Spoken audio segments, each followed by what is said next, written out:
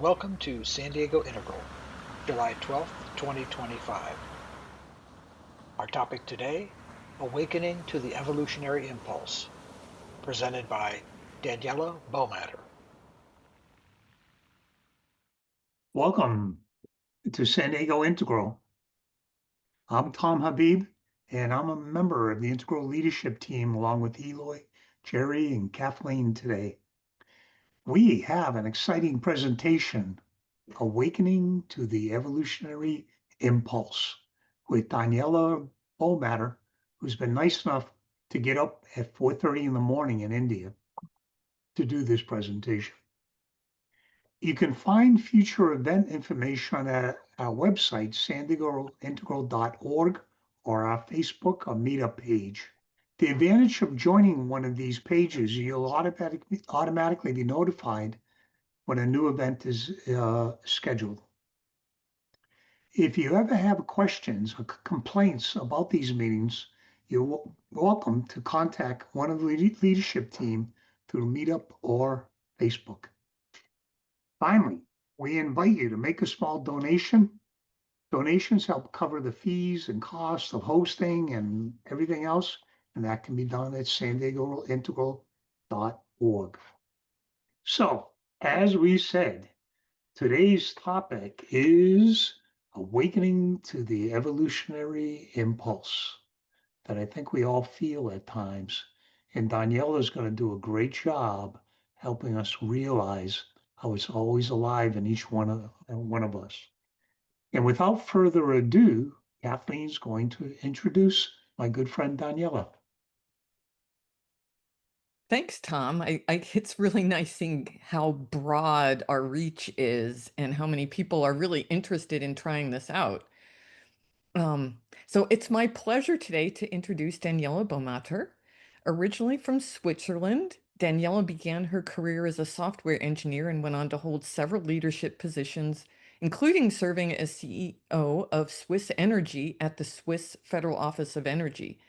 For the past 17 years, Daniela has been a devoted student of Andrew Cohen, including the last decade living and practicing closely with him.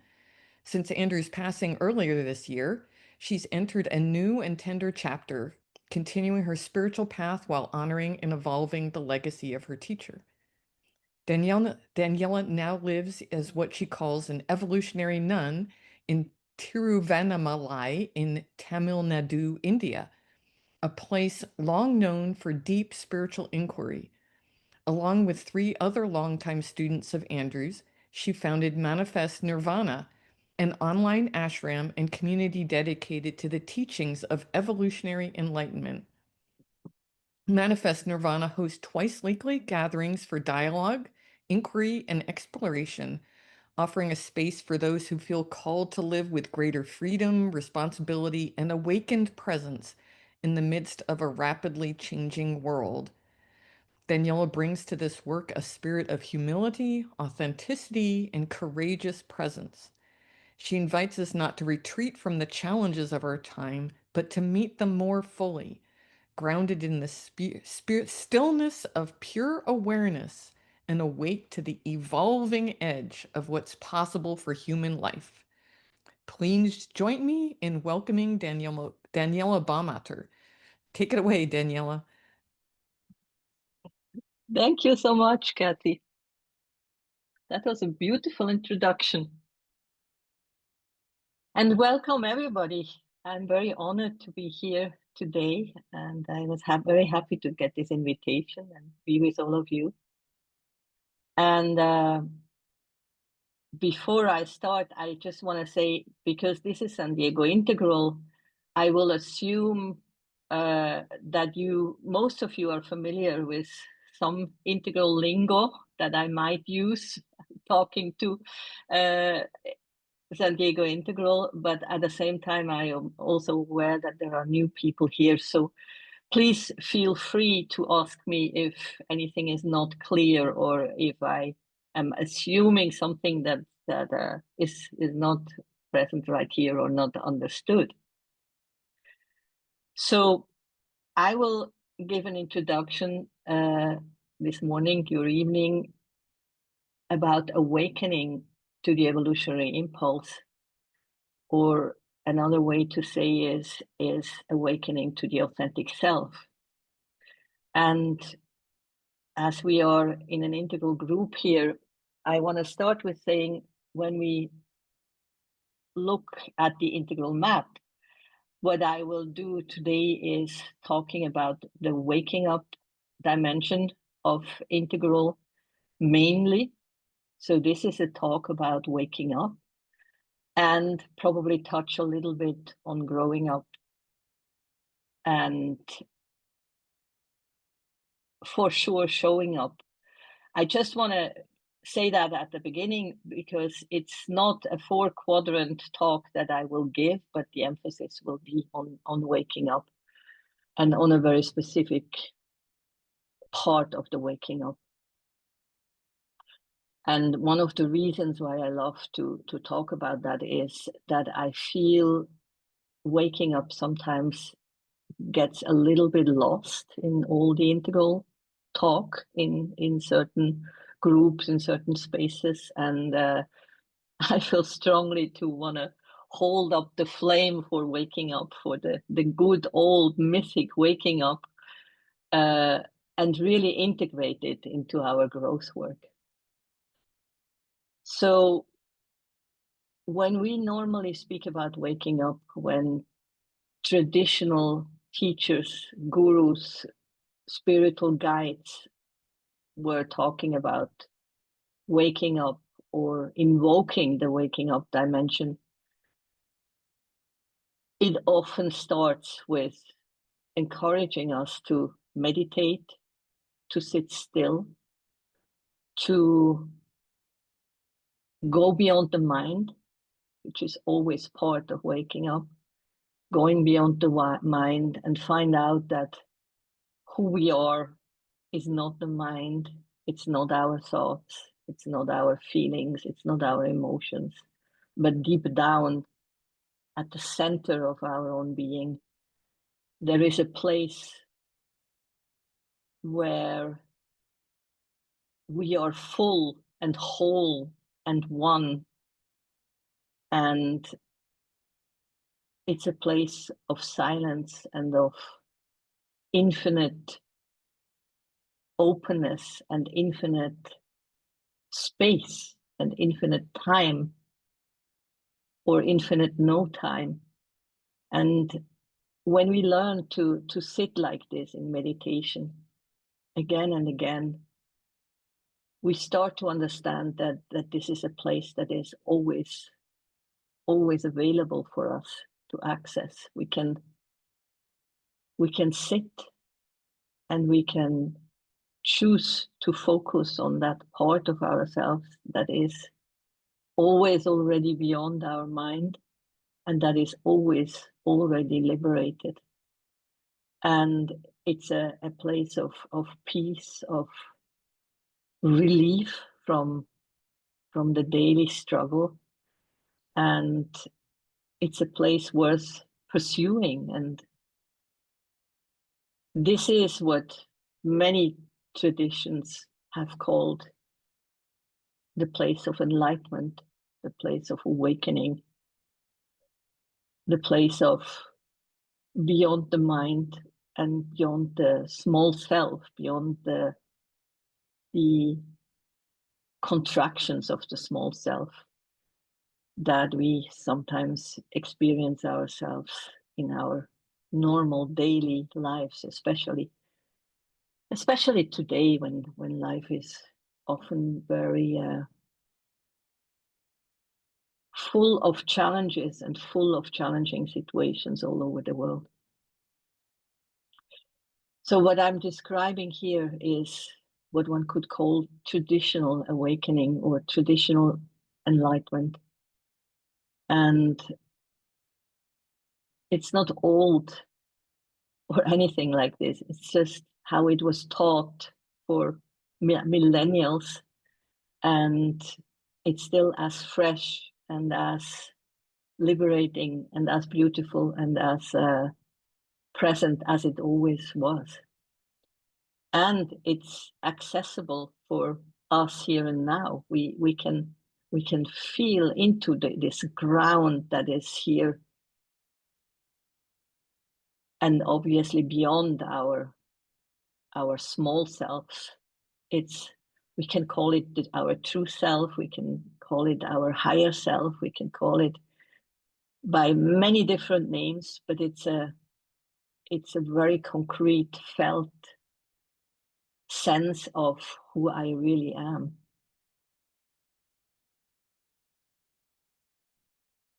So, but this is often mostly accessed through meditation. This is the kind of awakening and enlightenment Ramana Maharshi was sitting with here in Tiruvannamalai, where I live. He was sitting for 26 years in caves at the Mount Arunachala, and just abiding in this liberating space of oneness and silence and peace. And he was transmitting it, and he is still transmitting it here when people come to his ashram. And then we get up from the meditation cushion, and there is a wish that we can keep some of this liberation to live our daily lives. We want to take some of that peace into working and interacting with other people and interacting with our family and friends and with the people that are probably not our friends, into conflict. And there is an idea that we can save some of the peace that we experience in meditation for the normal life. And I want to offer a different possibility, or a different kind of liberation that has a different quality than the quality we experience in meditation. And before I go there, we definitely always want to be grounded in the peace and quiet and openness of the meditative state. But I think it's an illusion to be able to take that state into our waking, acting life without being detached of what is happening in our lives and in our interactions. Because the meditative awakening, the meditative enlightenment state, is a state of detachment. It's a state of no relationship. And while we can be grounded, it's almost like a foundation in that state. When we get up from the meditation cushion, we want to be able to be in a relationship. We want to be able to face the world with all that we have.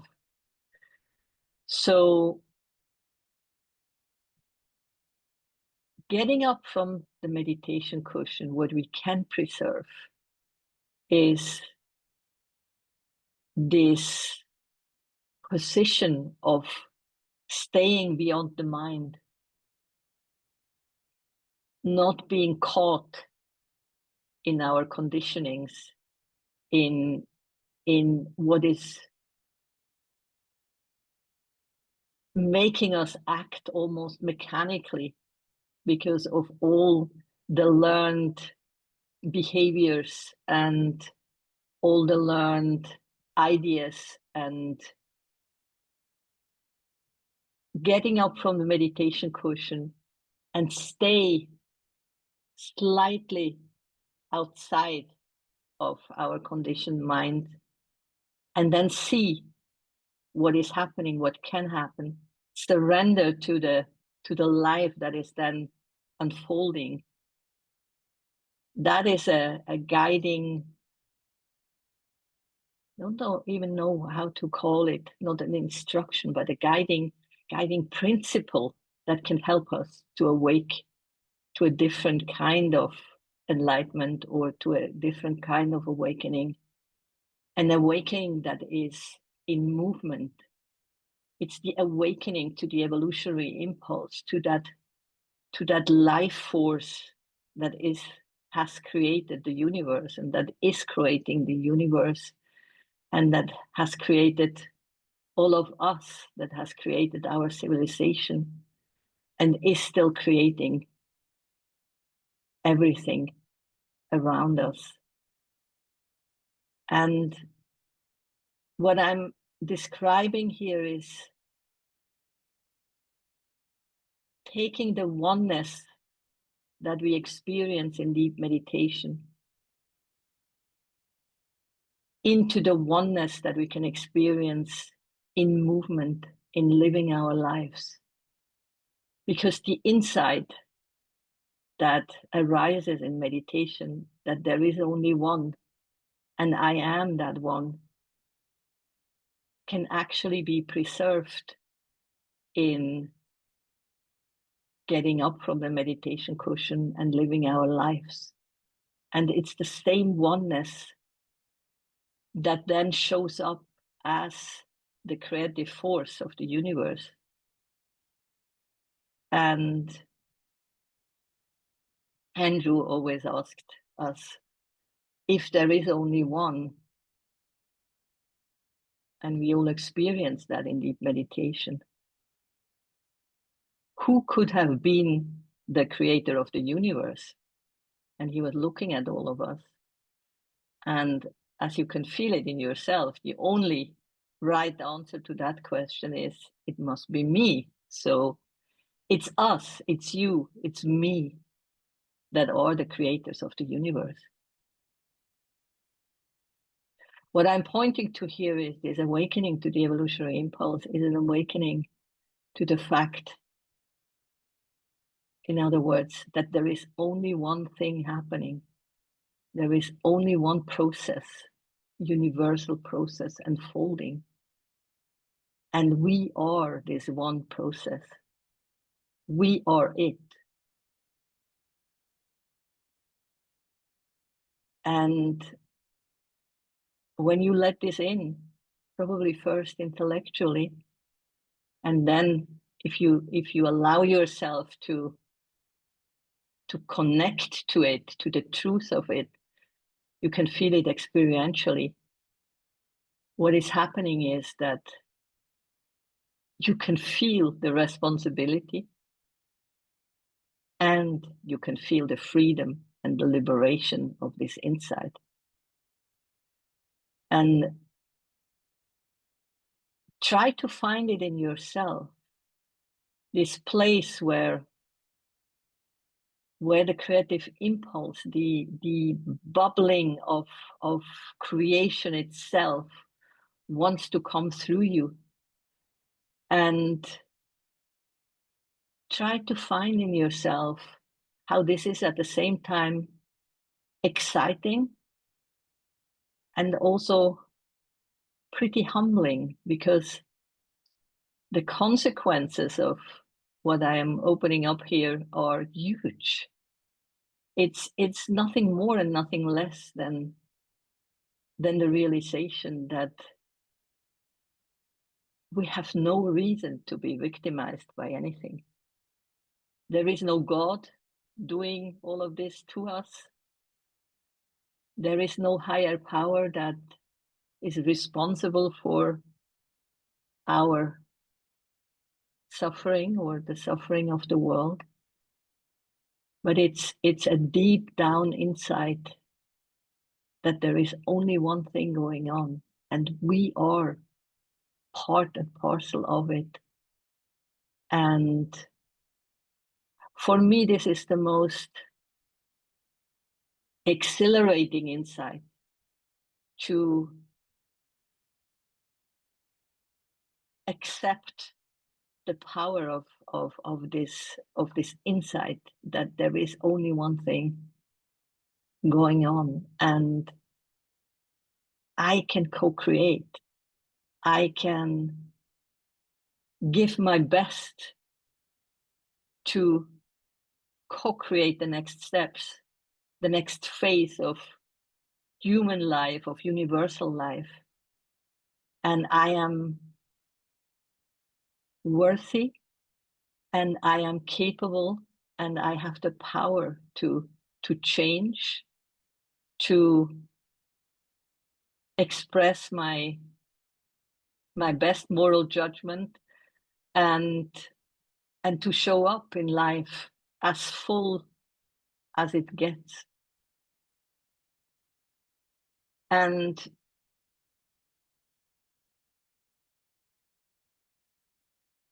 this is the awakening to becoming, the awakening to the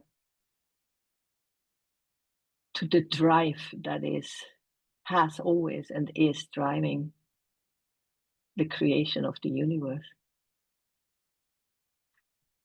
And to make it a little bit more concrete, even, this drive, this creative drive of the universe can be felt on different levels in your own life, in our lives. And it's 3 different levels. The lowest level is where you can feel the sexual drive. The sexual drive is nothing else than the drive of the universe to procreate and to bring life forward.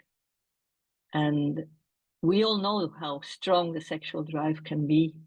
And this is part of this evolutionary impulse moving forward on the lowest level, in a way. And then on the second level, what many of us have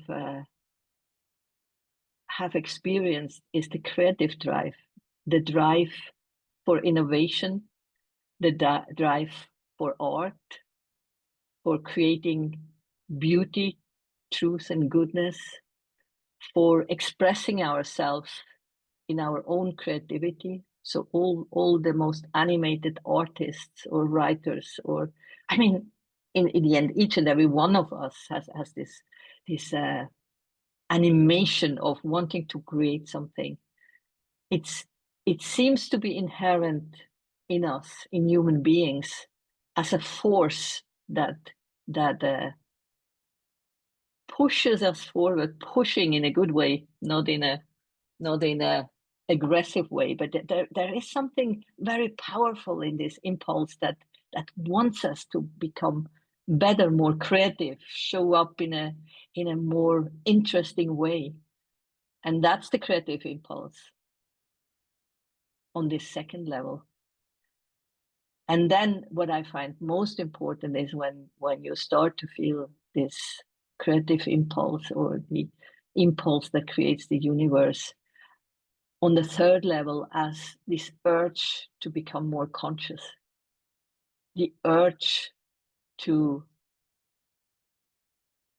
become more aware of what is happening, to see more, to perceive more, to feel more, to sense more, and to give more on the level of consciousness. And I want to encourage you to try to make these distinctions in yourself, because what I find interesting is when we distinguish this second and third level of where this evolutionary impulse can be felt, the creative impulse can be felt even when there is still a contracted self present, or an ego. I know the ego word is problematic, but I still want to use it, when, as long as there is still a contracted small self, we still can experience the creative impulse, because the creative impulse is always driving the world, if we are aware or not. And many artists, as we all know, and many very creative people are also quite particular in how they express their egos. And they are not always the most conscious people, but they can be very creative and very animated people. And we all, it's true for all of us. But then to make the distinction to the third level, this urge to become more conscious, needs us to crash the prison of our small self, at least to a good extent. Or we could also say it forces us to see through our small self anxieties and fears and limitations and the small and big imprisonments that we create for ourselves. And therefore, this to experience the evolutionary impulse on this third level, this urge to become more conscious, is what we call the awakening to the authentic self, or the awakening to the evolutionary impulse. I hope I'm being clear that the evolutionary impulse is always the driving force of what is happening on the level of the sexual impulse, on the level of the creative impulse. But what changes our experience and the awakening dramatically is when we wake up to this urge to become more conscious. And the urge to become more conscious is very much part of our whole integral framework. And when you look into all the different facets of integral, then it's very clear that only if we become more conscious of all the different aspects of what is happening in ourselves, in other people, in our relationships, there is true spiritual integral development. And this awakening to the evolutionary impulse on the highest level, to the urge to become more conscious, we also call the awakening to our authentic self. It's the awakening to oneness in becoming, as we were talking about the awakening to oneness in being, which expresses itself as silence and peace. The awakening to becoming is the awakening to this force of creation, but as one single process. And it's huge. I'm aware it's huge. The awakening is huge, and the sense of responsibility that then arises from that recognition is even bigger. And I feel it's totally worth it, because it creates a level of freedom and liberation in us that is unprecedented, and that gives us a totally different foundation for living our lives. And then it gets really interesting also for living in a relationship with each other. If we wake up to the authentic self and then meet other people that have woken up to the authentic self, and then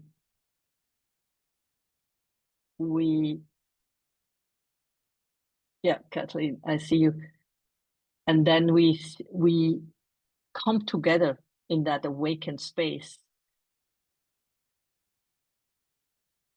It opens up so much possibility for a totally new kind of interaction between human beings that is coming from oneness and is still honoring the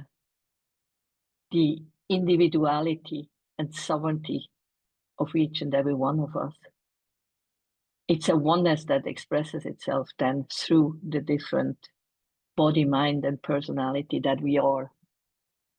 But the coming together in the recognition of the authentic self creates a totally different space for us to interact in.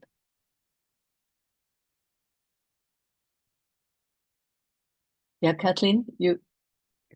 Yeah, I'm really enjoying this. It's really inspirational, and I'm recognizing also like the responsibility to act, but I'm with my daughter in Tucson right now, and she's about to have her second child, and so I'm really being aware of the willingness we have to invest so much in the consciousness of others when we're teaching, raising children, really investing heavily physical in creating like the next generation, like what farming, growing plants, all the things we have, the things that we do that we can sort of reframe as not just growing crops so we can eat, but like the joy we take in fostering the consciousness of other beings.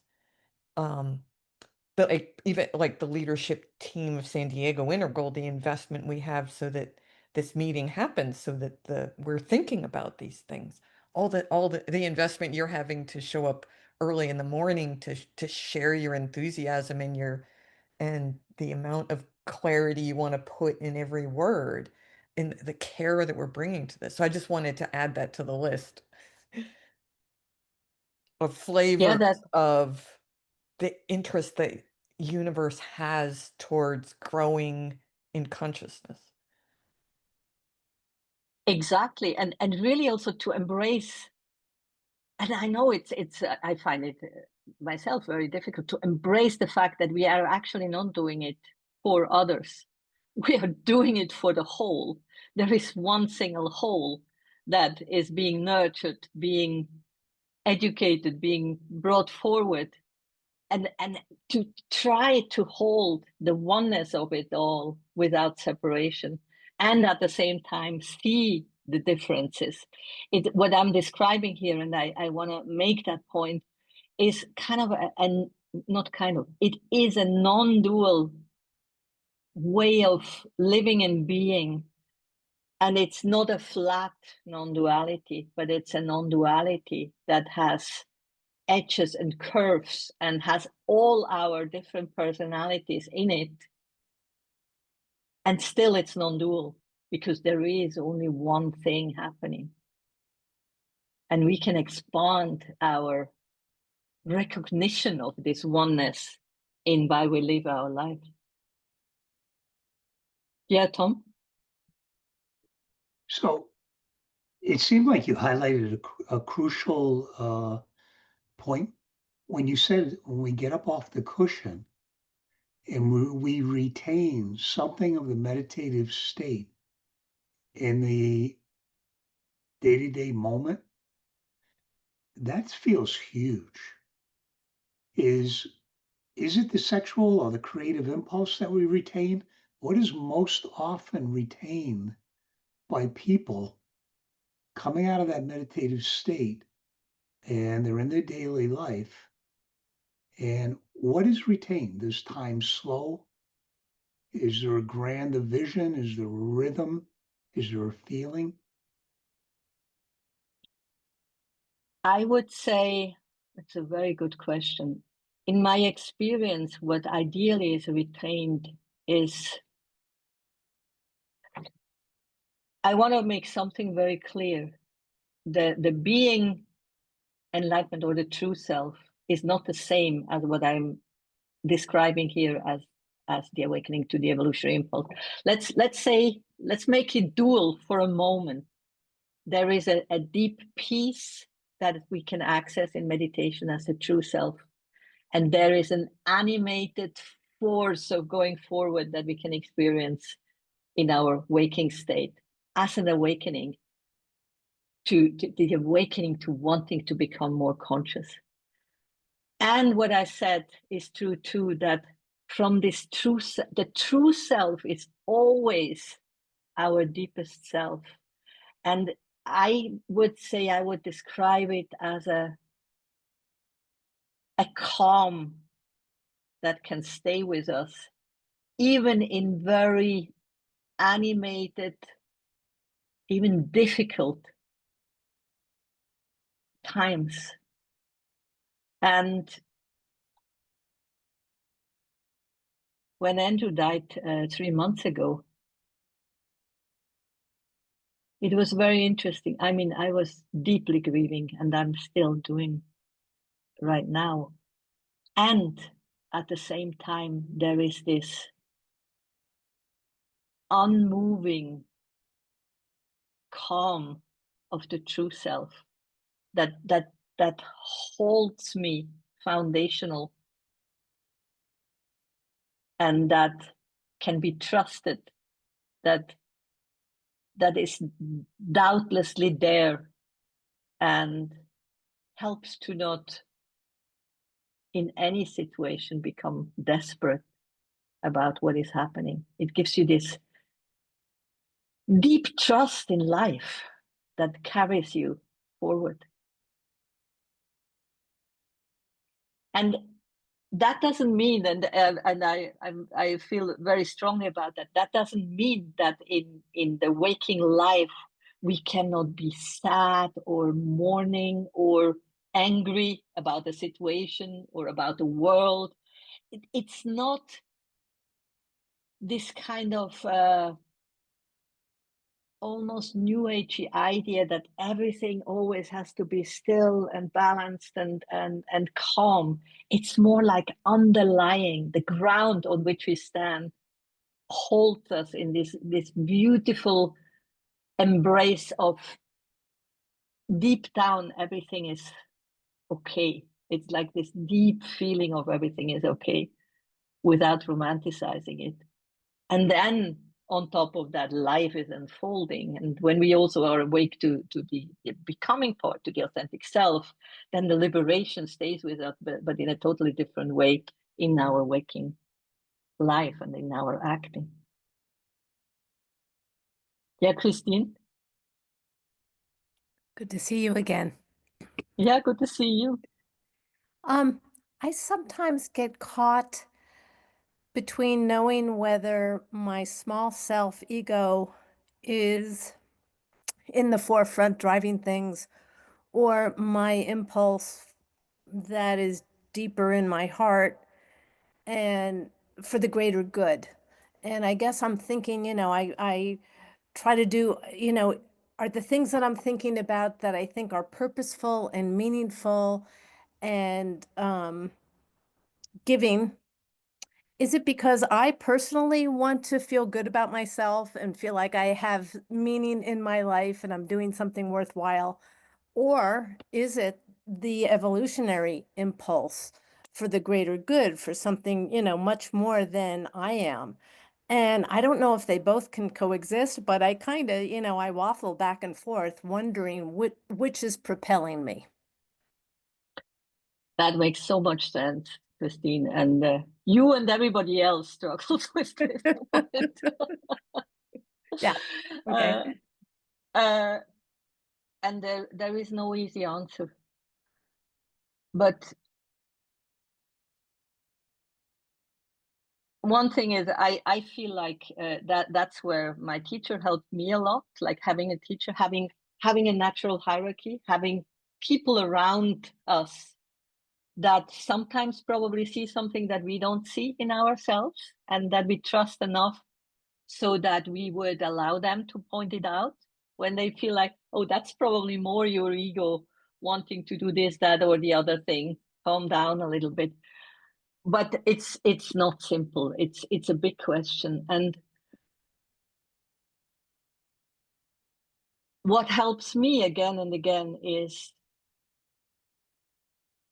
going into the surrender position of, because even in this awakening to the evolutionary impulse, there is a surrender involved, even though this word is not very popular anymore. But in the end, the movement is a surrender to this life process and then respond from that liberated place. It's surrender and respond. It's surrender and respond. And the more we can go into the surrendered state, but then take the responsibility that arises from that, the more we can be confident that it comes from the higher self and not from the lower one. But I agree with you, it's probably the most difficult piece of the puzzle here, because we can never be totally sure. And it takes a lot of humility and a lot of humility and a lot of questioning of our own motives. Where does it come from? And it can look very, very, very, very beautiful, and it still can be ego. And it can look very chaotic, and it's not ego. So it's hard.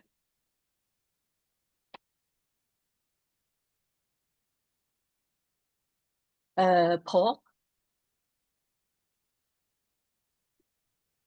Hey, you mentioned the oneness of becoming, and I was wondering if there's a definition of becoming in some way or another. Of becoming. Yeah. When I use the word becoming, I mean the process that created the manifest world. That's probably a way to say it. When we make a distinction between the unmanifest that we can experience in being, like the peace, the going beyond time that is being experienced in deep meditation, that's what I call the being awakening.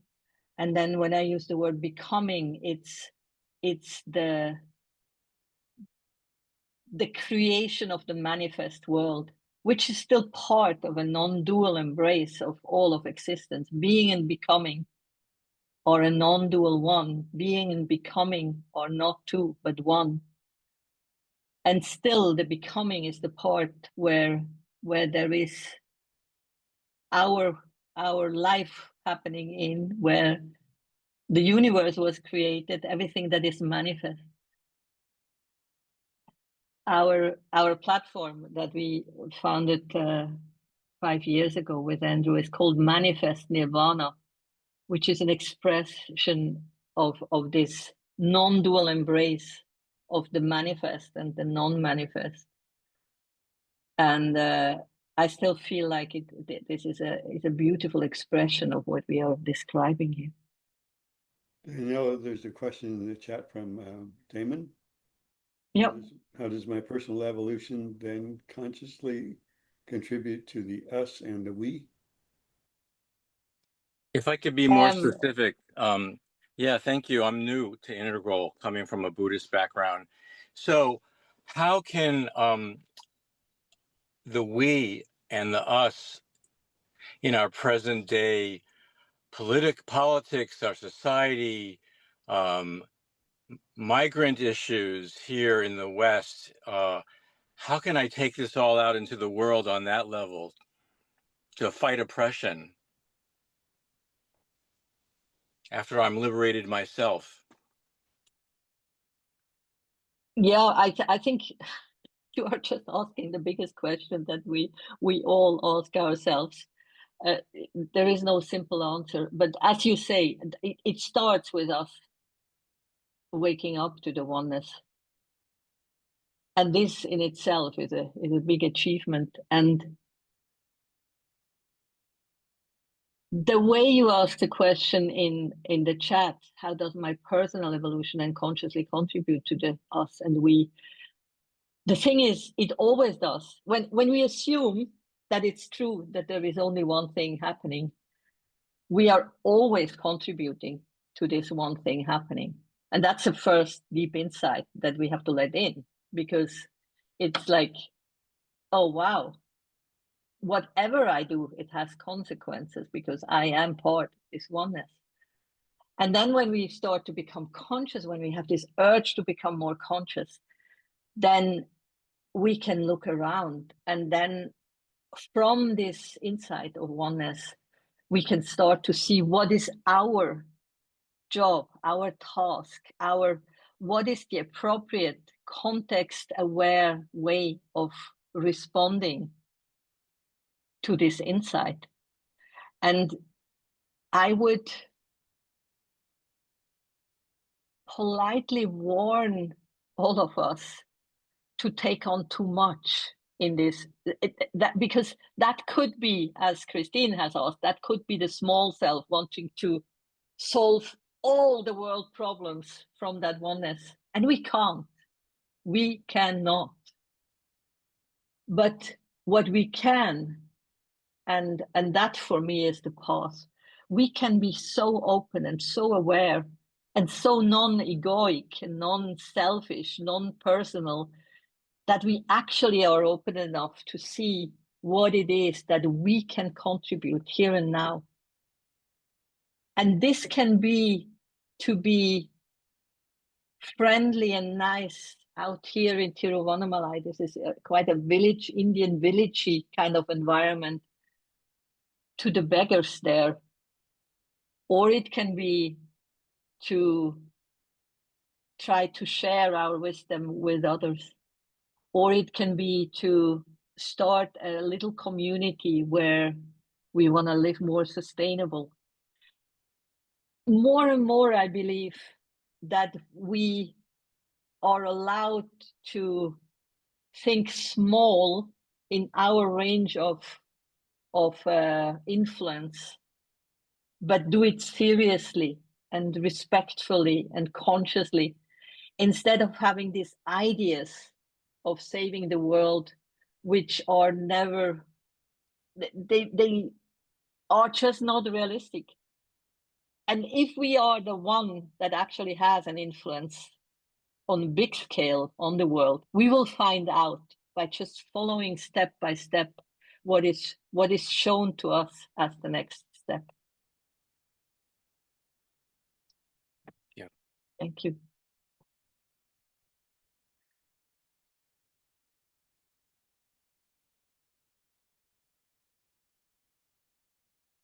Lynn is saying we can unintentionally contribute to polarization or unity. Yes.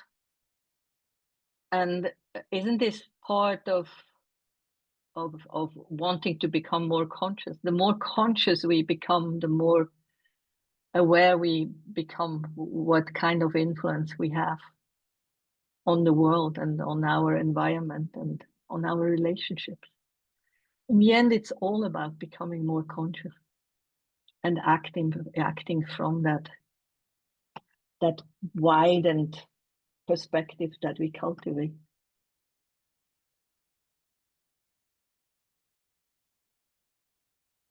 Would this be a good moment to go into breakouts, Kathy?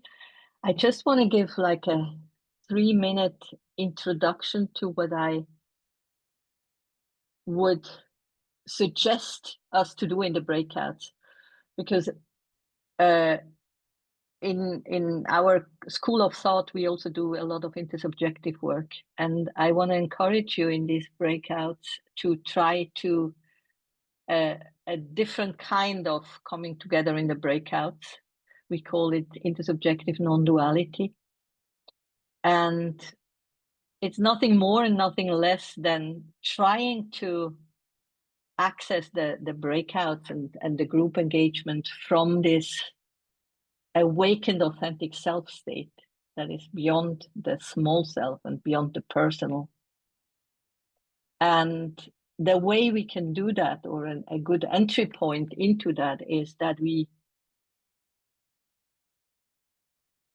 go into these breakouts, and the first thing that we want to do is a deep listening to the vibration of the void and the in between of that is arising between us. And then whenever the first one is compelled to say something, we speak, we express. It's like a practice of expressing what the oneness wants to express. And we try to not speak personally about our own experience, our own past, our own history, but we just express what comes from the ground between us. And we try to not speak too intellectually, not quoting any books, any podcasts, anything that has happened in the past. And the reason is not because we are against personal or against intellectual, but both of these modes of acting takes us away from what is happening in the present moment between us. The moment something personal comes in, it breaks to a certain extent, the oneness, at least when we are not yet very used to this practice. And then we want to add to each other's point. We want to really build a conversation by adding very consciously and consistently to each other's point. And we want to stay with what is being said all the time. And watch yourself. The moment when you go slightly back and watch what is happening in the group and ask yourself the question, oh, is this happening? Is there something real going on here? Then you are taking yourself out. So bring yourself back in, be focused on what is being said, be focused on listening, add to each other's point, and a beautiful intersubjective, authentic self conversation can arise with a lot of new insights for everybody. And I would suggest that you just try to talk about what I have laid out here as the awakening to becoming, or the awakening to the authentic self. Try to recapture it, try to put it in your own words, what it means to wake up to the authentic self, to the evolutionary impulse, to the oneness in becoming. And because when you put it in your own words as a group, it will help you to stabilize the truth of what this represents. So we will, yeah, Paul. There's an old Zen saying, things are neither this way nor that, nor are they otherwise. So I was wondering if you might have a perspective on that. Yeah, I think what comes up for me is that it points to cultivating an ambiguity of not holding on to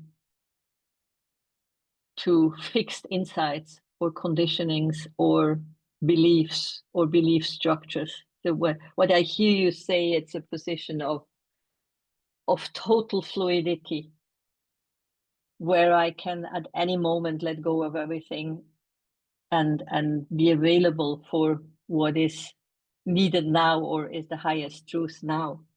That's a way I can relate to this.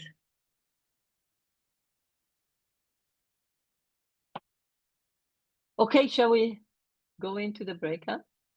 20 minutes, Kathy? Yep. Yeah, and we've got 3 rooms with about 8 people each. Very good. And I put some notes from what you just said, Danielle, into the chat. So if somebody needs to remember what we're doing here, there you can reference that. Oh, cool. That's very good. Yeah, thank you. All right, I'm going to open the rooms and see everybody back in 20 minutes. Breakout sessions are not recorded. So how did this go? So at the end of our time together, Karen said that there's a surrender and an annihilation of all that we know. That made me uncomfortable. I prefer the word subordination so that the group collective can emerge. So that what wants to emerge in the moment can happen. Annihilation is a long way, a bridge for me.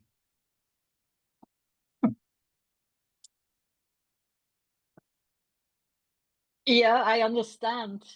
And she is not wrong. As the position that we want to take to land on the other side. And that I felt like Karen really described it beautifully, this kind of surrendering to the higher and ask for total annihilation, just to emerge on the other side as more fully who we are. And that is the traditional movement of ego transcendence. And I do think it's still as valid and valuable as it always was. Yeah. Daniela, in our group, Ashley started off talking about her experience growing food in Thailand, and we had a whole thread about what food means to us and the symbolism of eating and growing and composting and cultivating. We talked about the generations of food, like we eat stuff not just from one seed, but from seeds of seeds of seeds. The opening up, the ripening, and the exposing of the meat of the plants. And let me know if there's anything else from our group. I'm probably not remembering everything, but it seemed like a very rich, and we were just talking about the food. We were talking about our awakening and our own openings too, as using all that as metaphor. I was in that group, and one of the metaphors, as Ela is alluding to, is food as a metaphor for mutual aid and caring for each other. I was very touched, in a dominant culture of scarcity. Here in our group, we were talking about creating abundance, and that was really rich for me. Thank you.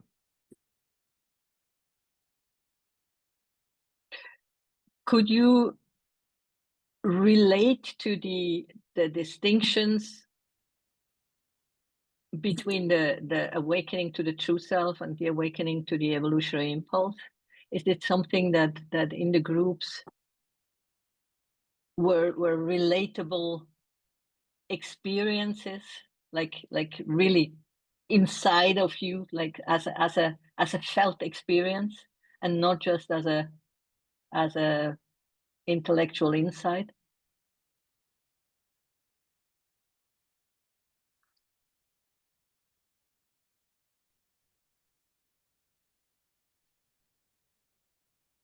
I felt my experience a true self of being a co-creative in a group and transcending my small self to become something more true and authentic. Mm-hmm.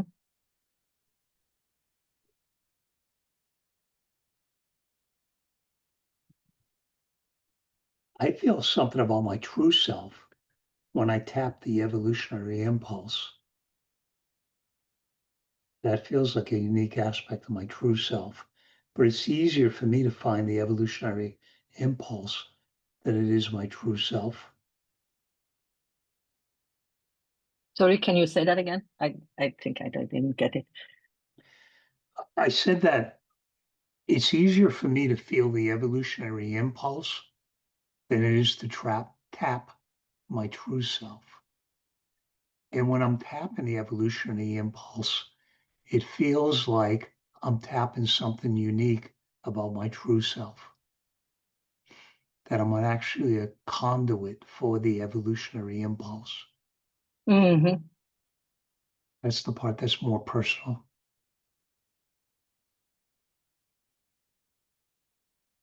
I relate to that, Tom. That's how I experience it also. When the evolutionary impulse is coming through me, it's not something I would usually say or do or think. And my own personal opinion could be anything. And yet it connects me more. It's that way. And then it connects me more to a bigger self that's not necessarily in my identity. Yeah. My small self can find the intellectual evolutionary impulse very easily, but the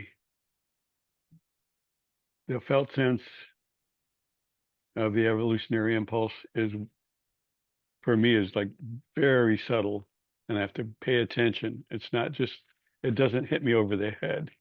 It Mhm. pokes me or prods me or nudges.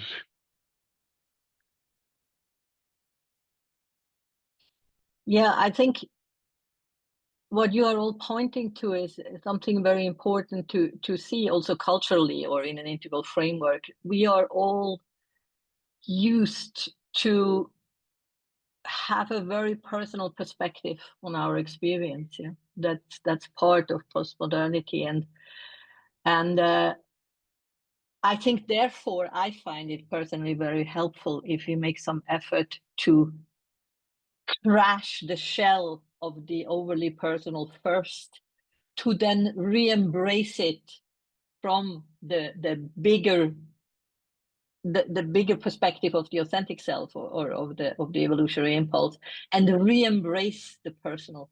It's almost like it's two pathways, and I'm not saying they cannot both be valid.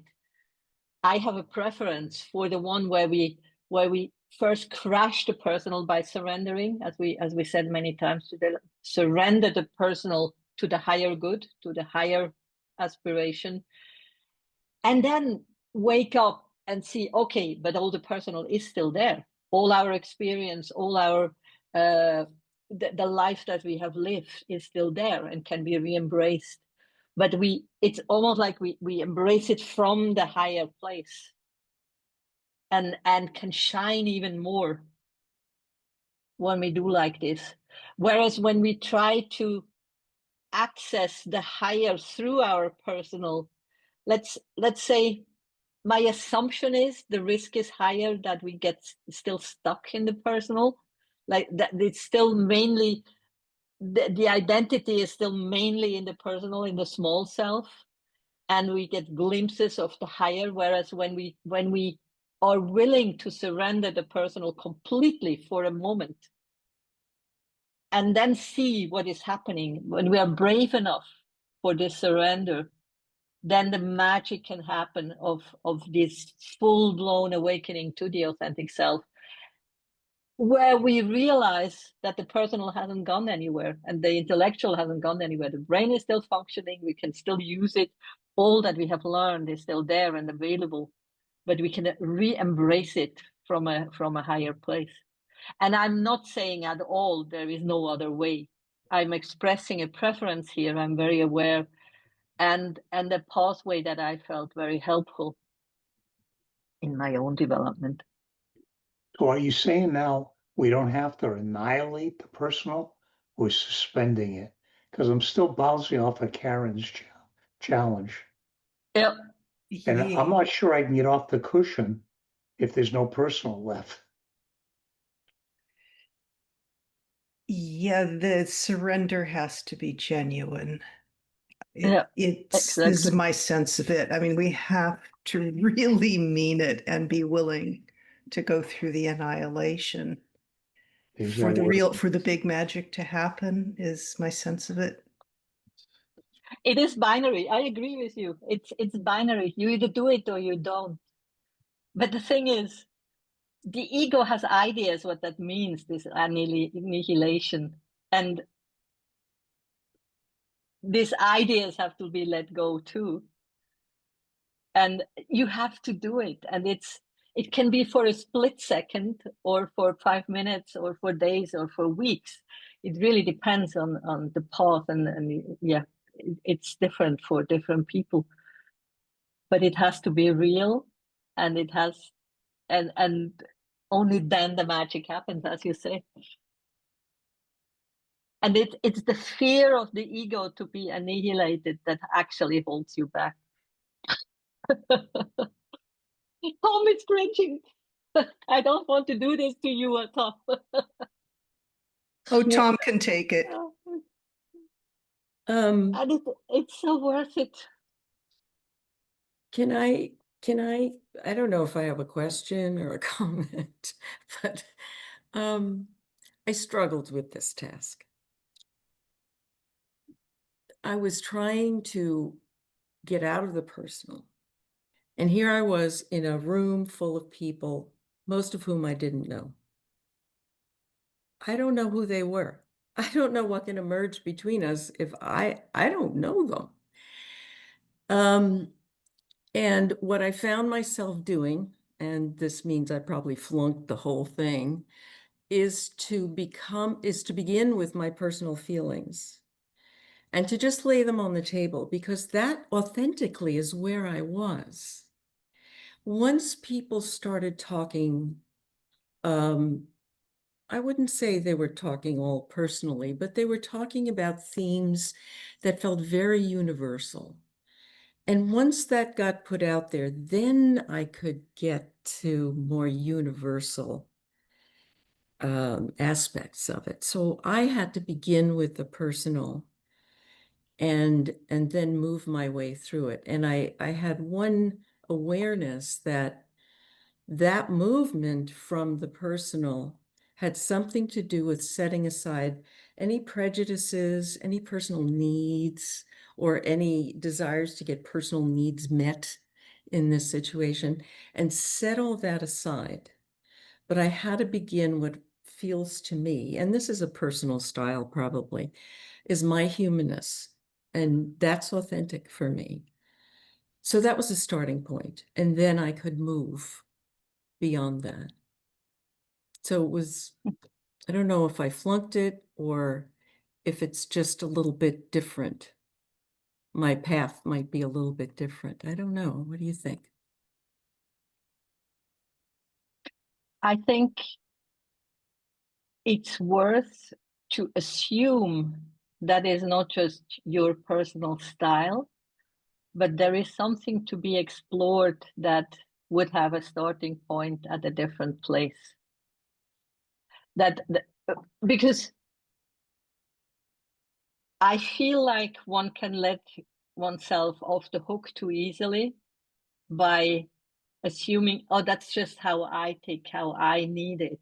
But if you want to experiment, and we are here in a big experiment, if you want to allow yourself to experience something different, I feel it's worth to let go of the idea that this could be your style, and just assume, okay, there could be a different way to do this that I have never experienced, that is not close to my heart, that I haven't done before, and I want to try it out. I want to jump into this water of not knowing how this could be.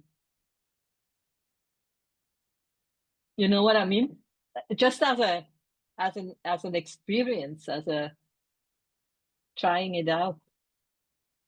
I did. I think we all did when it got started, and no one said anything.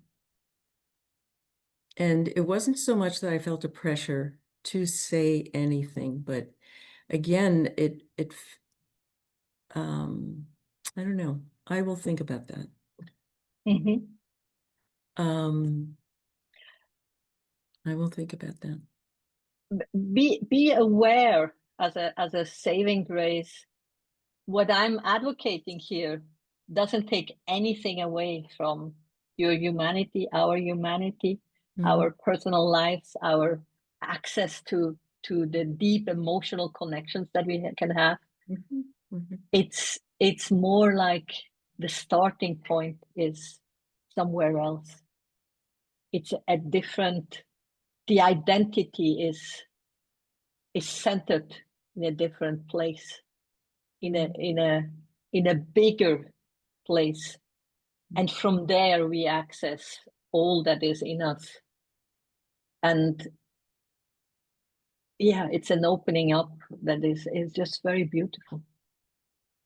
I think that on my personal experience, it is really hard sometimes for me to get out of my head, get out of my own thoughts, my emotions, my judgment. And one of the things that I realized that it works for me, it's to focus on the moment and just pay attention to what is going around me without judging, without getting involved on the stories in my mind. And it is really hard. It is really hard not to have that mind chatter, that, you know, getting involved in your problems or on your thoughts. But when you really put effort into it and when you really practice it, I think you get these moments of just awareness, of just, you know, just being in the moment, seeing what's happening in front of you, like the way like a movie's playing, or like the way like the clouds are passing. And I think, to me, that's like the best way to like surrender, like we were talking before, is surrendering of what's happening in the moment, whether it is your thoughts, your emotions, or what's happening in front of you, without judgment, and just letting things be for what they are. Like I know we were talking about duality, and you know, we tend to judge things as good or bad, instead of just realizing that just things are just what they are. And then when you're able to do that, you get to this space where you're just pure awareness, and it is beautiful. It's like you were saying, like when you're meditating and when you're sitting down on your meditation cushion, you know, I think it's a little bit easier. But then when you're acting on your real life, and you get thrown all these like curveballs and everything, you know, we want to judge, we want to say, oh, this is good, this is bad, instead of just allowing things to happen and just being like a witness of what's happening. And we do have to make decisions sometimes and act, you know, but not do it without letting that I don't know, take a toll on you, or without holding to those things and carrying them with you after they happen. I just wanted to share that. One of the things that impressed me, and it's unique in this presentation, is the long periods of silence that we experienced. And it made me think of Quaker meetings, you know, where you don't have to say anything, you know, and then if you have something comes to you, you share it if you feel like it. And that's what happened here today. And we got these amazing insights from other people, just because when we meditate, we're kind of going inside and giving. It's a receptive kind of thing. It's not a giving. Well, I mean, you know, it's when we receive and we go blank and we get our personality out of the way and just, yes, silence speaks, Damon. Yes, it does. And it speaks to us. And I found that the questions that we've asked and the uh, insights or whatever, the ideas that we've shared came to us because we were in that meditative, receptive mood. And it was very valuable. I think, you know, as fascinating. You see, Daniela, you planted the seed, and then let the silence sprout into the flowers, if you will. And then we shared, you know, a whole garden of flowers and so forth. It was a wonderful experience, and thank you very much. Yeah, that's beautiful. That's exactly how it ideally works. You're right. I just got a notice that we might want to go into another breakout. We have another 20 minutes, is that right?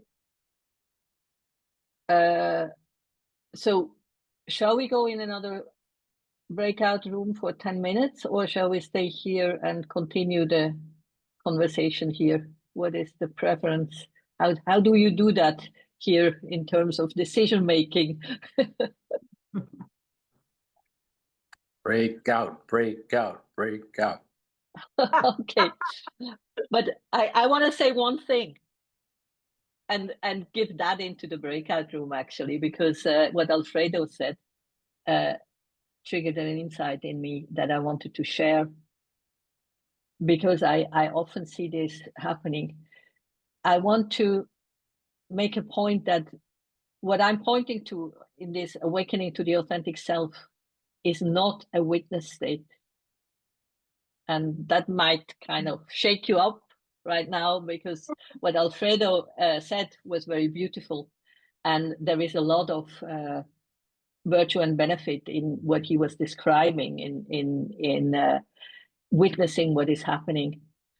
What I would like you to feel into the fact that the authentic self is not a witness state. And I'm telling you why. The moment when there is a witness, there is duality. Mm-hmm. The witness state is a dual state.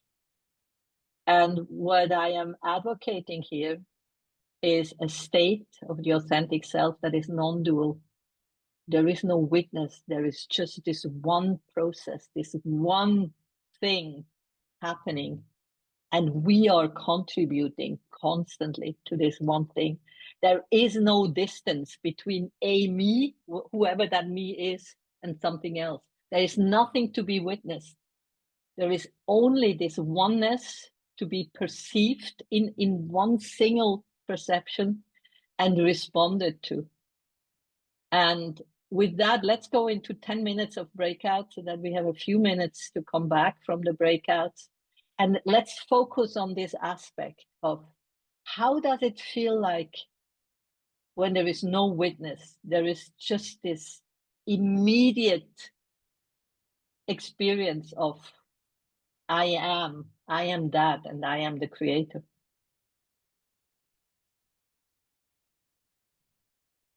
Okay. I'm going to affirm I am that and open the rooms. Breakout sessions are not recorded. So is there time for a little sharing still, Kathy, or is there an official ending in the last 5 minutes? Maybe we've got a time for a comment or two, but we would like to talk about what's coming up, and then we can have our free-flowing discussion. Yeah. Cool. Which can definitely include sharing, lots of sharing. We still have 5 minutes. Karen, do you want to share your new motto? Okay, yeah. Oh gosh, was non-dual, the ultimate prison break. Speaking of this, the sense of self captured in one of the smaller selves that breaks free from the shell. But as Daniela said several times before, we don't lose what we don't leave it behind. We don't lose it. We still can inhabit it, but our sense of who I am is no longer imprisoned by it. Mm-hmm. Yeah.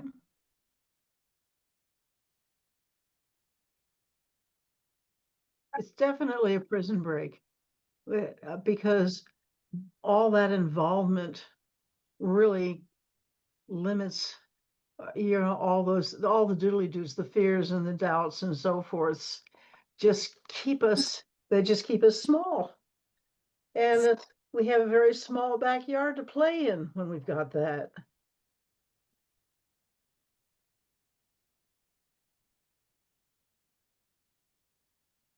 We explored in our group that witnessing, in what sense could it be in the case of, for example, when we're in pain, and so we choose to witness the pain. And in what sense could that nonetheless, whether it's dual or not, it is nonetheless can be skillful in helping to lessen our suffering in that moment. Yes, I probably want to clarify what I clarified in our group too. The witness state of witnessing has a lot of benefits, and I wasn't advocating we shouldn't do that. I wanted to make the distinction between the witness state and a full-blown authentic self state, which is a non-dual state, and just make the distinction that it's not the same for our own witnessing of what is happening. It's good to make these distinctions so that we are clear what we are talking about. And a full-blown authentic self experience is a non-dual experience. There is no witness to witness anything else. Mm-hmm. I would like to like even though I understand the difference between the witness and your full blown, but like we're not, even though we are individually, but everyone else and all of nature and is also a part of this fullness. And it seems like we're keeping it to ourselves then. It's like, how do all of us come together and be one and feel this fullness so that we can see that all of us have this fullness? Yeah, what you're describing, I would describe as when imagine the 19 of us are fully aligned and awake to our authentic self, which is, there is only one authentic self that expresses itself through all of us. And we are awake to this fact that there is only one process, including nature, including everything going on. And then this is connecting us. This inside of this oneness in movement is inherently connecting us and allows us to engage almost inside this oneness in a totally different way. If we all have broken our small self prisons and express our biggest self, then there is this one self delighting in the different expressions through us. And that's where the real magic can happen, also culturally, to develop a different culture, a different ways of being together, different ways of relating to nature. But wouldn't that be witnessing each other? No, ideally not. I would more describe it as sharing the same experience through it. We are splitting hair now, I'm aware. I understand why you say it would be witnessing each other. We could also say we are experiencing the same reality together. Yeah. The thing is, I find it powerful to point to a non-dual aspirational state, knowing that probably none of us is capable of holding it like for more than a few split seconds as a real true experience. But making these distinctions and having an aspiration to a fully non-dual embrace of life is something I feel worth pursuing. Mm-hmm. Yeah, thank you. So we're at the end of the meeting, and we can continue this discussion in a few minutes. But let me close the formal part of the meeting. And so thank you very much, Daniela Bomatter, getting up so early in the morning to share with us this unique perspective of how to feel and enter the territory of non-duality. It certainly gave me something to think about it.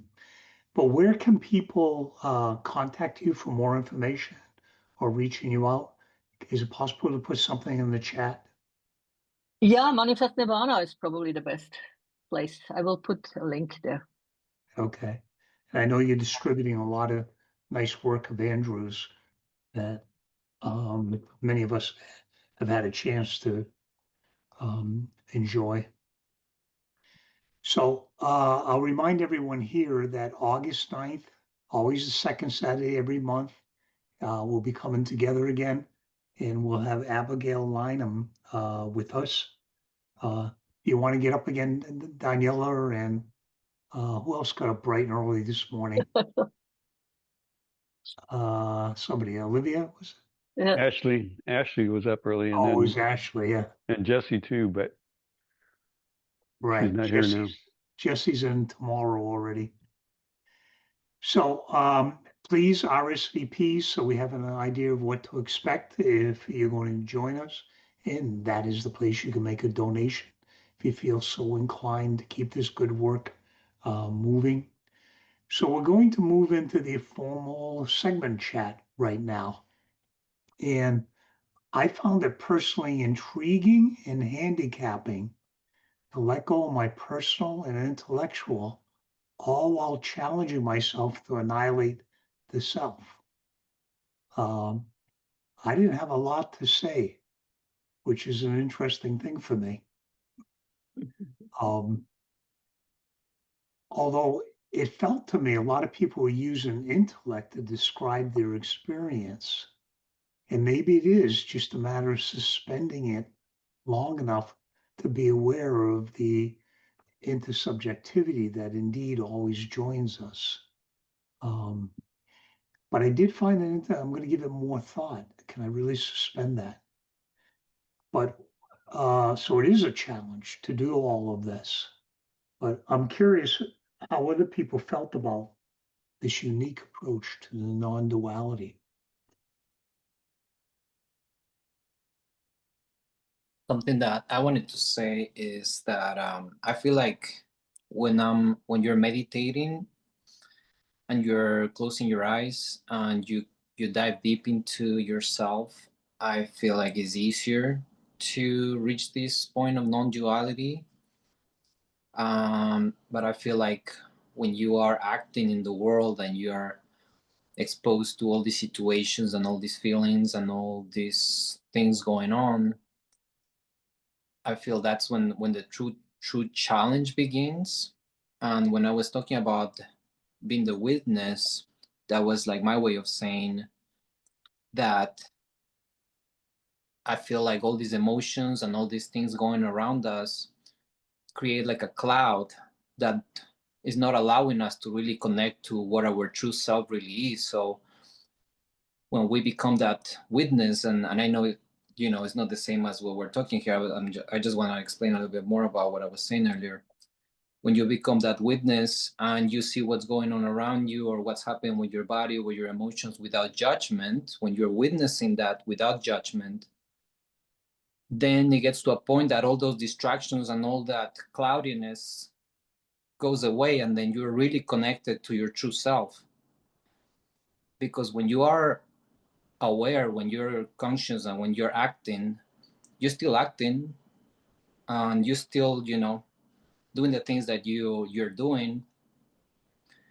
But when you're really connected to your true self, and when you are, being authentic, I feel like a lot of those distractions that comes with emotions and thoughts and all these things going on in our heads, kind of like need to go away. And I feel like for me personally, like the easiest way to do that is becoming that witness without judgment. I feel like I mean, it is a challenge. So I'm glad that I was in this lecture, because it is a challenge for me to realize how can I be aware and acting on the world without duality. And I'm talking about the duality of like the witnessing what's around us. So yeah, so it is definitely a challenge. So I really definitely need to meditate about this, and maybe, hopefully other people ask more questions that will make it a little bit easier for me to understand. But thank you very much, Danielle. And I really like this lecture and this topic. Thank you. I really like the fact that you addressed, getting up off the cushion and bringing things into daily life, and that this creates a sense of continuity, that there's a reason for meditation, but it has to be brought forward, right? Inclusive. Mhm. So I'm curious if anybody else experienced what I experienced with. So a lot of times when we hear from somebody, we're a fairly intellectual group that likes to do experiential things and step into the field. But I found that I was having more of a sense of a transmission from Daniela than from processing the words. It's not that I wasn't getting what she was saying, but I felt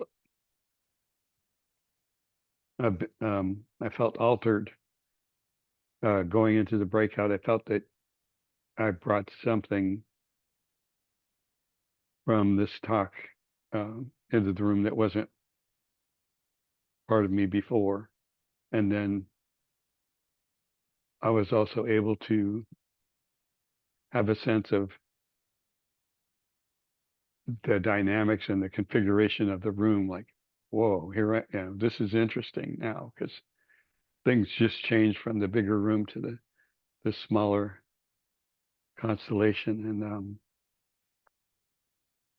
yeah, anyway, it was good. I was just curious if anybody else felt something like that. I wish I didn't let my intellect get in the way and I took it as a transmission, Eloy. That might have been more helpful.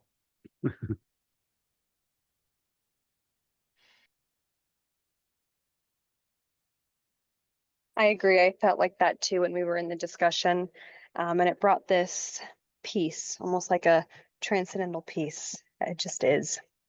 So yeah, it's beautiful.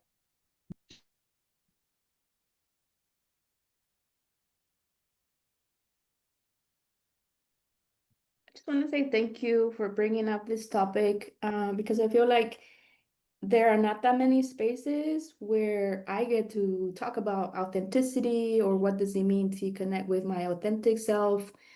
I also find from my own experience is that it doesn't always feel safe to be my authentic self in certain spaces.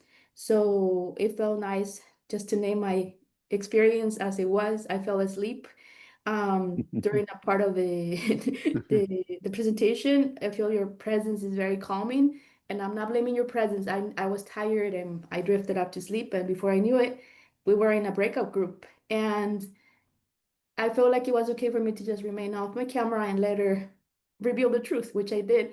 And it was just really nice to know that it was okay for me to just say, this is my authentic experience and not be shamed for it. At least I did not feel shame because my body was tired and I just rested. But I'm part of a group. It's the work of Thomas Hewell, and it's on authentic, transparent communication. It's a practice group typically on Mondays, and I find that to be very helpful in alignment with what you brought in here today.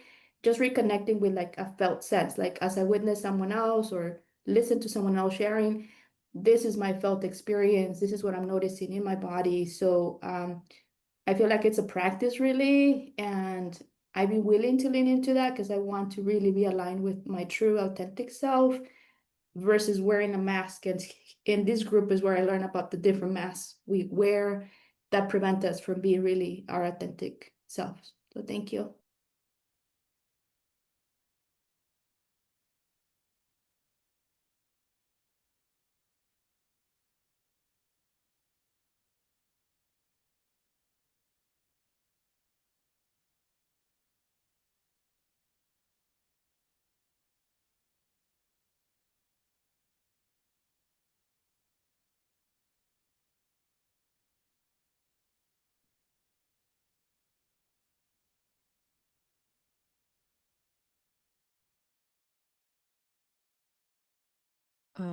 It's like an integral thought that I think it's going to stay with me about the saying we don't want to annihilate the separate self, but subsume, because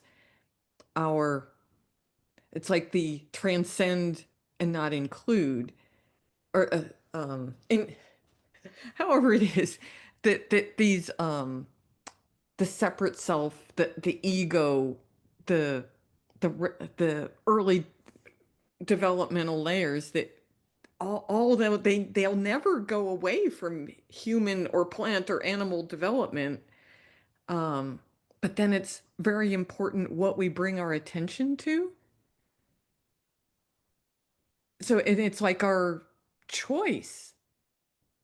And then I feel like it's the evolutionary impulse consciousness, sort of what it wants us to do. But then, like in our group, Charlie brought up the like traumas are here, and it can be just as much of a trauma of people that are in power to not want people to thrive, so that there will be trauma that can hold us back. And so making a choice so that we all thrive and we can make these put our attention where to the place where we're all connected.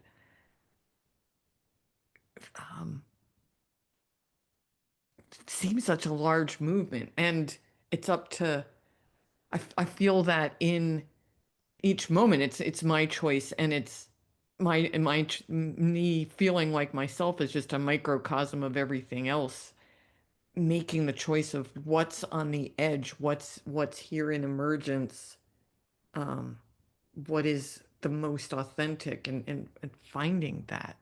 And it feels like the resistance that was expressed in our group today about or just our growth, we like where we are now, but then all we can do is feel the impulse about what's on the edge, what's and giving space for that doesn't have to be what I don't know, manners and polite society sort of has the rules for. But it's I think each of us here is feeling that microcosm of what the resistance is, and at the same time the pull. And yeah, just keeping that reminder to that, like trauma, poverty, all these things, what that be, yeah, I like that word subsume rather than annihilate. I think again, just bringing it around. I'm just feeling that myself as this little microcosm. You weren't in our group. We got annihilated. I would echo Kathy, what you're saying, that over the decades, something I've discovered is a sort of two paths. One is about annihilating or getting rid of or overcoming the ego, the sense of worldly self. And the other path is that we stay in our sense of self as we evolve, as we transform, as we develop. And it's that sense of self that is getting larger in its context of consciousness and knowing.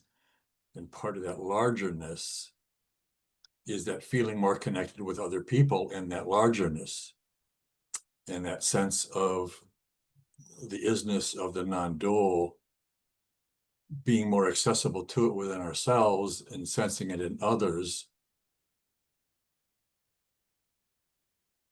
In the, to me, the huge importance of not annihilating my sense of self is that's a schism. That's very dualistic. Spirituality over here, non-spirituality down here. And the isness enholds and embraces and the unfolding of, it's all of it. It's the sense of self. The ego is usually used for that idea, but the ego has taken such a bad rap as a concept, as a label. And I've learned to embrace my sense of self as an ego, because the ego evolves. The ego isn't just something that stays down here in first tier or the lower stages of first tier. In my experience, is something that can evolve into second tier, to teal, to turquoise, into construct aware, even ego aware, indigo, in terms of Kurt Reuter's work, that framework. And the journey continues. And the challenge seems to be in how we bring it into mind, ergo language, words, sentences, in terms of this group, SDI, how to bring it into language and share it with one another in a way that it makes some sense, and we help each other and ourselves in that journey to evolve, to become a larger self that is more inclusive of everything, even pain and suffering, inclusive of first tier. Not that we can, side note, not that we can integrate first tier, because there's a lot of consciousness in first tier that does not want to be integrated with anything else except itself. So how to appreciate the work that this is, the challenge that this is, and to find a peacefulness in the process. And like Daniela was saying, we get glimpses into the isness of the non-dual, because it's pretty much, in my experience, a mindless state, at least human mindless, at least first and second tier mindless. Third tier and higher, my sense is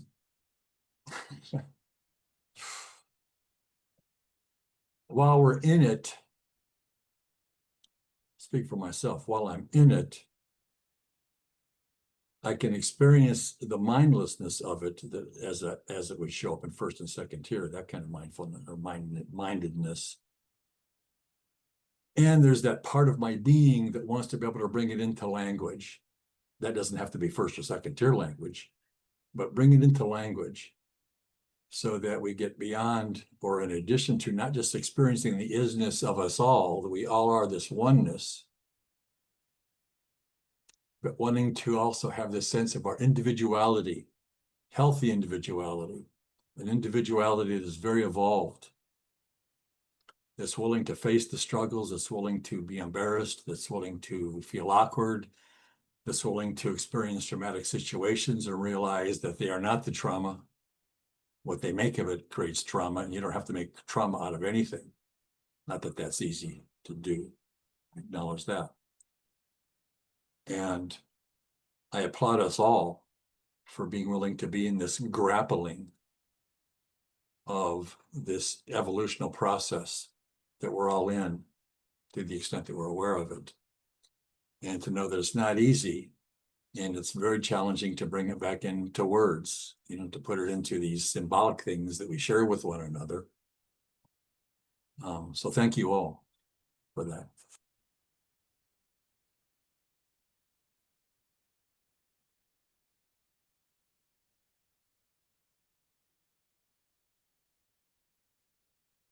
It's not easy, but it's sure interesting.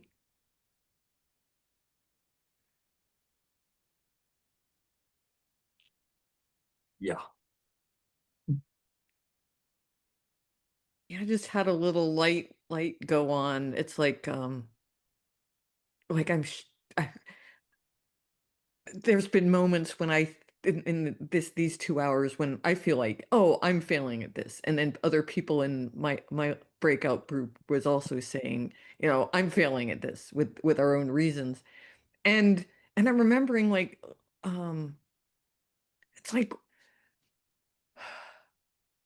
there's still the feeling of not good enough, but Larry's, yeah, I really appreciate that, like, to the amount that we're able to be aware of the challenge of the grappling and the amount to which we're at least trying. It's like getting in skis for the first time and going down the hill. It's like doing some self-talk about, well, you gotta fall. It's just gonna happen. Like, if you're not falling, you're not trying. It's like, I just like acknowledging that and giving, like, that's just all there. Yeah, the challenge can't not happen. Right. And to make the challenge wrong, or to make failing wrong, which is very dualistic and very first tier, I think is problematic to any successfulness, as it were, in our evolutional journey, in our ascending journey, which includes, they're not two, the higher and the lower. Ultimately, that's what the non-dual is, that we see they're not two. And to bring that awareness into the body, especially, oh God, my experiences in this world, trying to do that and being misunderstood and labeled and judged, and then having to deal with, okay, yeah, right, I can see why they're saying that about me. Yeah, given how I perceive them, perceiving the situation, they can't not do that. So it's okay. And how can I make the best of it and continue on? Jesus didn't reach everybody, and I often go to that awareness. Jesus didn't reach everybody because not everybody wants to be reached, or maybe a better way of saying it, they're not capable, they don't have capacity of consciousness to be reached. That's not good or bad either. just how the universe, the cosmos, more particularly on this planet, is playing out. How can we be in it and not get so topsy-turvy in it that, we feel like we're standing on our head all the time? And yeah, it's a challenge. Challenge is good. To a Unless you point. can't see that. I did hear Daniela use the word aspirational in the last breakout. And at times, this experience is momentary. And I would like to hear if she's going to reinforce that, because it's certainly not a place I can stay at. Although the value of feeling the collective in the moment can be incredibly enriching.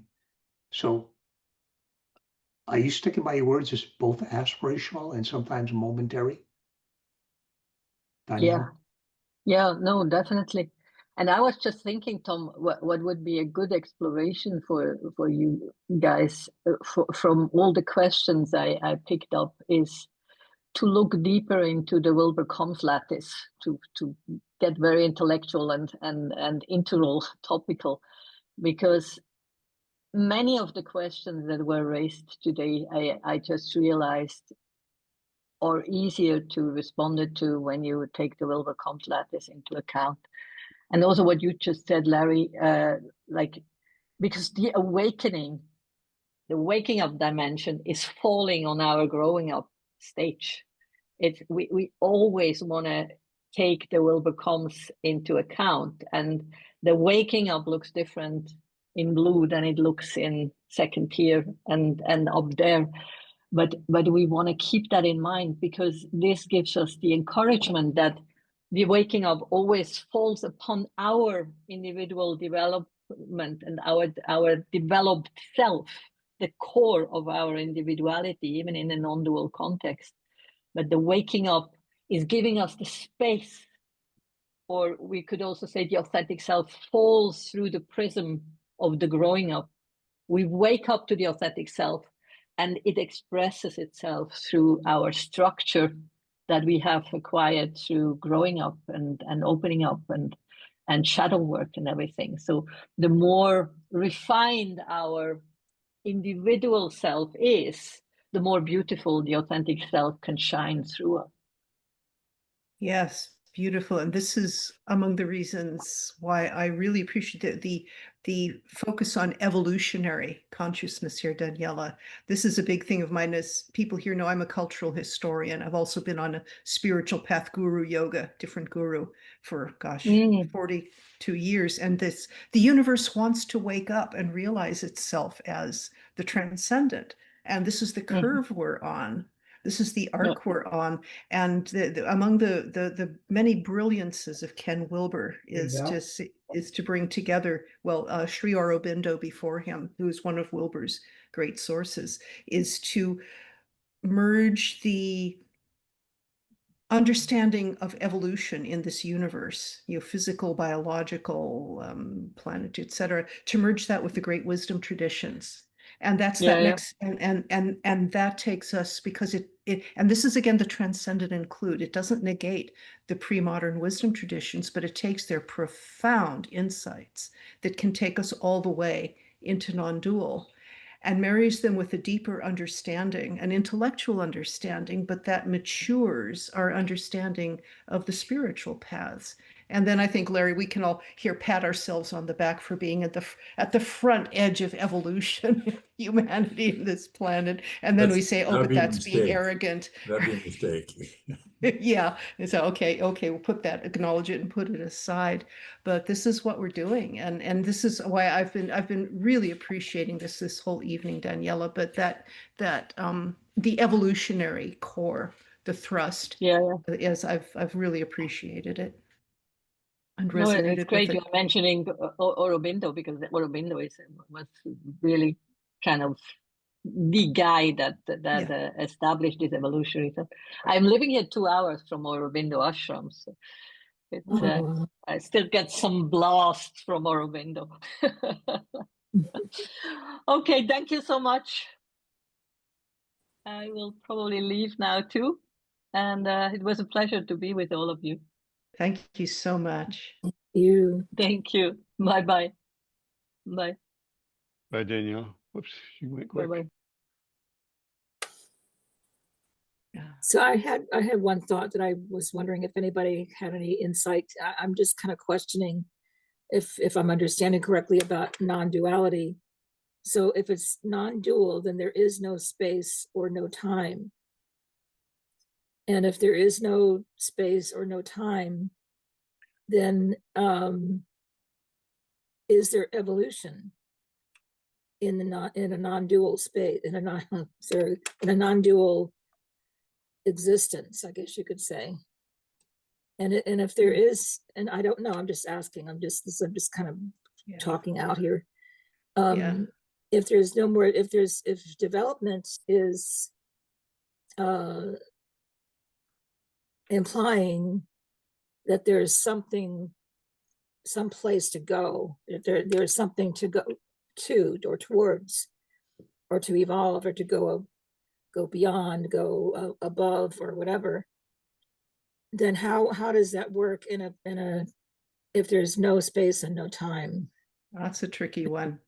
Yeah. The problem is we have to use language, which is the tool of the expression of the intellect, which can only understand in space and time. And to talk about the non-dual, I mean, to say there's no space, no time, but it would also be equally false true and false to say that it contains all space, all time. It contains 11 dimensions and, uncounted eons. I mean, words fail us when we try to grapple with these things that you brought up, Marjorie. And I think, but to just take it one step, one further thing is that if I've understood from what I've read over the decades and understood, is that when we get to those higher levels of waking up, we realize that it's always been here. It's always been us, that this has been our condition all along. We just were a bit asleep to it. And now it's right here, right now, all the time, all the space. Yeah, exactly. It's not a journey to someplace else, is what I'm saying. And yeah, thank you for that. I think what I'm feeling is that there isn't, that it's not a question of understanding or knowing or even awakening. It's, to me, it's a little bit more about not knowing, or about surrendering to the mystery, and to just that's kind of where I was feeling about. I don't know. Just thought I'd put that out there, and if anybody else had any comments on it. Well, what comes to mind for me is that having a non-dual experience is an opening or an invitation to let it lead you somewhere, but it doesn't have to. You can have a non-dual and go back to your regular life and say, "Oh, that was cool," or it can, if you're, I don't know what the conditions have to be for it to be more profound than that. But we don't all take the same benefit or the same path from it. Probably depending on where we are already at the time we have that experience. Thank you. Karen, how does this work align with like neuroscience, if at all? Someone recently mentioned Ian McGilchrist to me, and right brain, left brain. Yeah, it sounds like it aligns. Yeah, that's a really juicy question. I haven't read his big, massive tome, but he does have a 30-page précis of it. I forget the title offhand. And that's very readable. And I think it's excellent, except for the last chapter where he applies his brain science to current events. And I kind of thought, okay, I don't really follow that. But yeah, the modern neuroscience, to the degree I'm following it, is like I don't want to say catching up is the wrong phrase, but the understanding of how the right brain and the left brain and how they work separately and work together. It in my very rudimentary non-scientist understanding, it correlates really well with the spiritual paths. That now it helps. Now, one of the big fundamental questions, this is a step further, which is our consciousness a product of our brain's activity? Or are our brains more like radio transceivers where consciousness is not limited to our brains, but our brains are picking up and transmitting, kind of like a radio set will pick up radio signals and transmute them and so on. I go with the latter theory, and it seems like my rudimentary knowledge of brain science is that it's working toward a place where it's would be scientifically respectable to say, oh yeah, consciousness can exist outside the brain, which is our mainstream view is not quite there yet, but it seems like McGill, Christensen are taking it in that direction. Thank you. Can I really speak like on that. that? So I study the neuroscience, the neurobiology, epidemiology of trauma, and I've been working in program development around trauma, and like David Engelman, and where that like space between indigenous wisdom, mindfulness practice, and neuroscience kind of meet. And so one of the interesting dynamics is, and in my own experience, I'm kind of an accidental advocate. So I was driven to this through, and maybe some of you already heard this, through like experience and then having awareness and then ending up kind of trying to understand maybe what I was seeing or experiencing or the why so that I could try to, fix it. And that kind of led me down this path. Actually doing advocacy led me down the path of meditation and mindfulness practices. And then I had a lot of prophetic practice or prophetic experiences. So I would have an experience and then have an awareness come to me afterwards, or learn about that thing after I had that experience in like a meditation or in that growth of that experience. And so that led me into that path of like neuroscience and getting invested in healing justice and social justice. And so what I've learned is, and what I think is really interesting about the question that you posed, is that, trauma causes personality disorder. So that is trauma, PTSD, CPTSD, borderline, narcissism, and psychopathy. That's all on a spectrum, the same spectrum caused by trauma. It actually changes the epigenome, the microbiome, and the DNA. It changes your structural brain.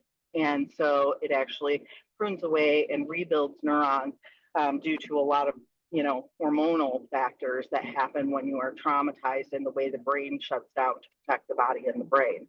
And so in that, you're storing all that trauma, and trauma goes 3 generations back. So you have this like capacity to, if your child is born, already be predisposed to, all those personality disorder problems. So that's why we're dealing with this epidemic of personality disorder. What's interesting about that is trauma disconnects us from our sense of self. That's why like psychedelics are super powerful in like crushing and exploding the default mode network in the brain and allowing for new information to come in instead of the censored reality that we're all being taught and living it with it. And so, and meditation is another experience that will help to explode that default mode network and transfer trauma from the hippocampus to the prefrontal cortex. So in that, we're disconnecting. When we're traumatized, we're actually disconnecting from our sense of self, because it's an escape. It's an escape from your conscious brain in order to get through it and protect your body and your brain. When you disconnect, you're disconnecting from empathy and compassion. That's why as you go up the spectrum, you're disconnecting from empathy and compassion. And we disconnect from not only our sense of self and who we are and our empathy and compassion for ourselves, but we also do that for our collective. And so we are collectively disconnected from our source, the more traumatized we are. Wow. Thank you. Fascinating. And I'm wondering, I'm asking myself now, as being disconnected from a sense of self, I'm wondering if that could translate into a much more contracted sense of self. As, At any rate, this is fascinating. This is stuff some of that was stuff I didn't know, but I'm not surprised to hear it. And I'll just say, as a cultural historian, yeah, we've got a lot of the PTSD. We've got a lot of the personality disorders. But the farther back in history we go, the more widespread that stuff was. We were learning that one of the things I find so hopeful is that we have some of the understanding that you just talked about, Charlie, and we have some techniques now, some psychotechnologies like you spoke of, that we can turn our attention on them and address them. So that's one of the kind of hopeful signs I feel. Wow, that was fascinating. Thank you. Yeah, and it's about time. My husband's grilling dinner outside, so I've got to wrap up I was here. going to ask if there's any closing comments here, because we're down to a small group, and yeah, and I'm ready to go too. So yeah, See you next time. Thank you. yeah, nice, Damon. Thanks. Yeah, Thank you. thanks. This is great. Be well, everyone. Bye-bye. Okay, bye-bye. Bye. For further information, including upcoming events, resources, links to our Facebook and Meetup pages, and our fabulous donate button, please visit our website at sandiegointegral.org. Donations are greatly appreciated and help us to continue to provide information and connection within the Integral community.